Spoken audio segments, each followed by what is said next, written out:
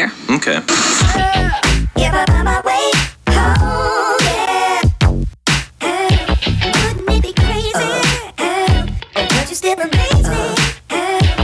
What's up guys, Tamrakshan here. One of the best 125cc scooter available in the market is the TVS Ntorq, and now in 2020, right when it's time for the complete BS-6 transformation, the Ntorq has been updated to make it BS-6 ready. Well, there are two versions you can buy, which is actually the normal version in which you can either buy the disc or the drum variant, and then there is this version which is the race edition. Now before starting the review, well, we did do the review of the normal version last year, and that was BS4, so if in case you want to check that, well, a link for that will be in the description section below. Because aesthetically, the scooter didn't change much, and that's why this time we thought of taking the sleekest Ntorq, which is the race edition.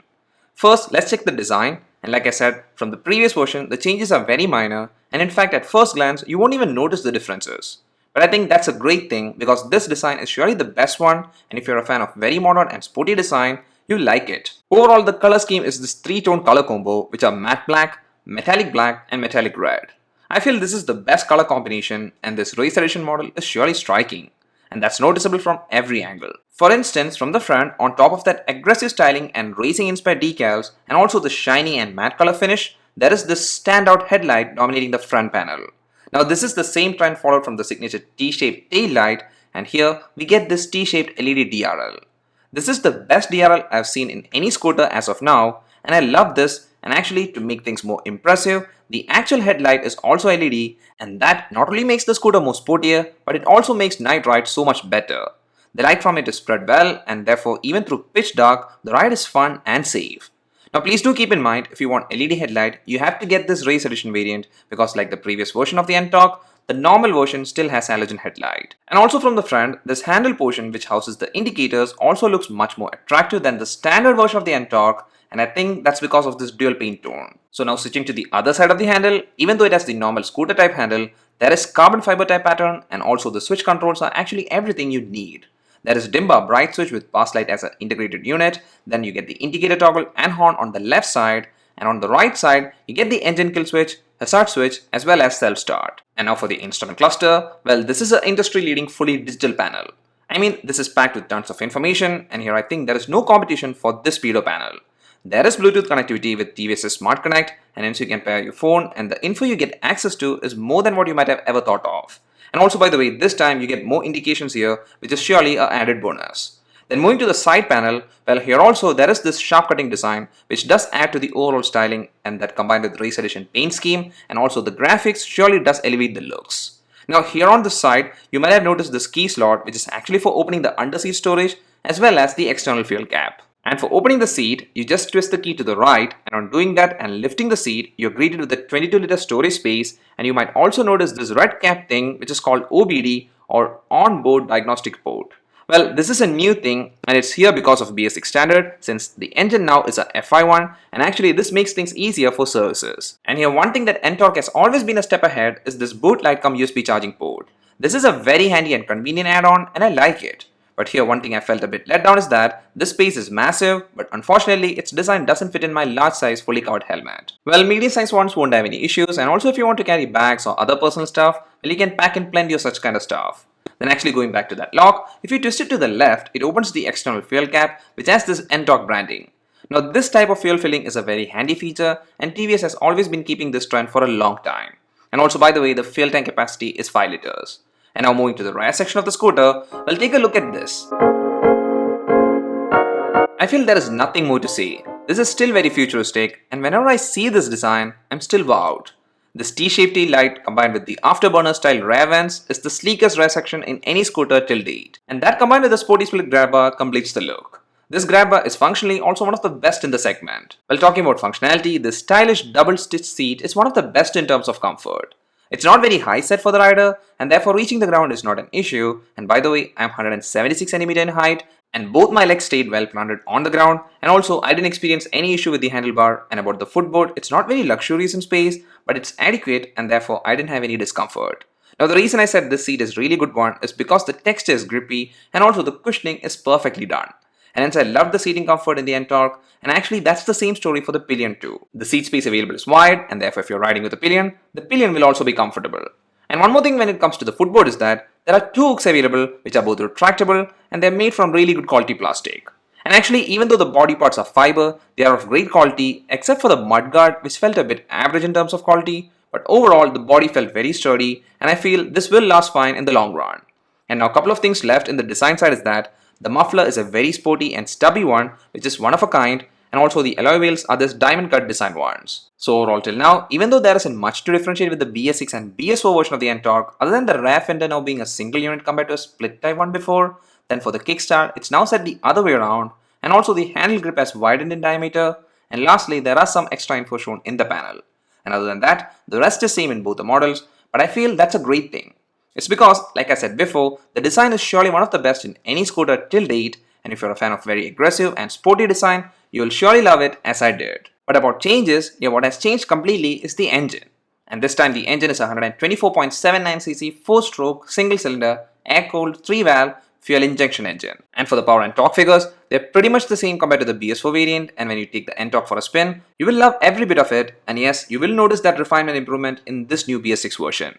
The engine is a very powerful one, and I would like to term the Ntorq as a performance scooter. Now here compared to the previous version of the Ntorq, I didn't notice much change in the acceleration, and that's great because the Ntorq was a champ for gaining speed, and that's the case this time too. You can easily reach a speed of 80 km/h without much stress, and for a speed range from 0 to 85 km/h, there wasn't any vibrations or disturbance.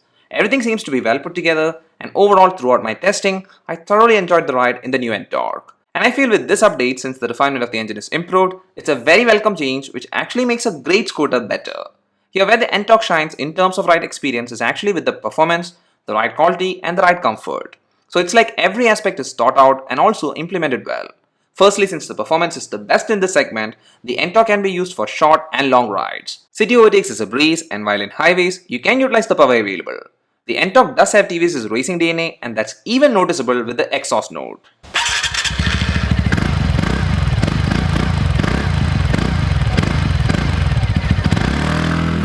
The exhaust note is very bass heavy and it's the same like the older one, and the feel is next level, and also it's very unique in a scooter. Then secondly, since the engine is a very good quality one with better refinement, this time the overall ride quality has been slightly improved. Let it be city traffic or in an open road, the engine's quality is enjoyable, and even though the Ntorq is a slightly heavy scooter, the ride control is again the best. The handle response is spot on, and also the scooter structure is well engineered with great stability, which does help to flick around. I feel in the scooter segment, the Ntorq is one of the best in terms of ride control. And now for the ride comfort, well, I already did mention about the seat being a very good one, and that combined with excellent pair of suspension which are moderately soft set makes the ride even through rough conditions stress-free and very comfortable. I did go for a continuous 50 km ride, and even after that, I wasn't feeling any fatigue. And also, by the way, the riding posture is upright with the handlebars set at the right height. The BS6 update change is evident in the ride quality side, and to say it short, what I felt is that the scooter now feels better refined with almost the same amount of throttle response. And here this new FI engine is setting a new standard in the 125cc scooter segment, and this one is again the champ based on performance. Now when there is good performance, you surely need great safety features, and TVS didn't cut short on that, and in fact they kept the same tires and brakes even in the BS6 version. The front and rear tire are tubeless ones, where the rim size in both are 12 inches, and the front tire thickness is 100 mm while the rear is 110 mm. These tires does grip well, and also since they are sufficiently thick, you can take some tight corners. Then for the brakes, well, since this version is the race edition, the front is 220 mm disc and the rear is 130 mm drum, and you also get SBS or synchronized braking system. And here this brake is again one of the best compared to its competitors. For a speed up to 70 to 75 km/h, sudden brakes does bring the scooter to a complete stop without issues, and overall I felt this scooter has surely checked the safety side pretty well too. And it's like all the things here are done well, and now even with the shift to BS6, TVS did keep all the features in the previous version intact, and then on top of that, they tweaked some minor stuff with the design and also made the engine BS6 compliant, and it's now much better. Now surely there are downsides like the underseat storage. Even though big doesn't take my large size helmet, then there isn't any idle start stop feature or the side stand engine cutoff feature, and also the front mudguard quality could have been improved. And lastly, for the mileage, it's not the best, but I would say it's good. During our testing in good city conditions, we got approximately 51 km/L, which is actually more than the old BS4 version. And also, like always, please do note, mileage may vary for you because it totally depends on the way you ride and also the riding conditions. Well, now that everything is checked, it's time for the verdict. And for that, let's bring up the ex-showroom pricing. And here the pricing of the race edition is approximately 7,000 Indian rupees more compared to the BS4 version. And also, by the way, if you're in Kollam, Kerala and you want to know the on-road pricing, or maybe make a booking or even do a test ride for any TVS vehicles, you can contact the number shown here.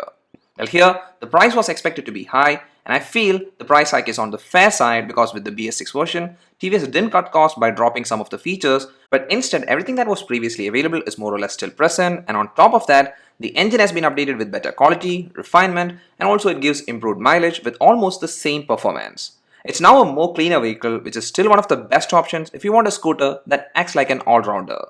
And here what I mean by an all-rounder is that this scooter does fit well for your daily commutes as well as for long rides. Now I know the pricing is a bit high, but what you get for the price is a scooter which is fully packed with all the necessary and even additional stuff, and also which is the best in terms of performance and overall ride experience. And for sure, this new Ntorq 125 BS-6 is a great one, and I can easily recommend it to anyone who wants a sharp and aggressive scooter both in design and performance.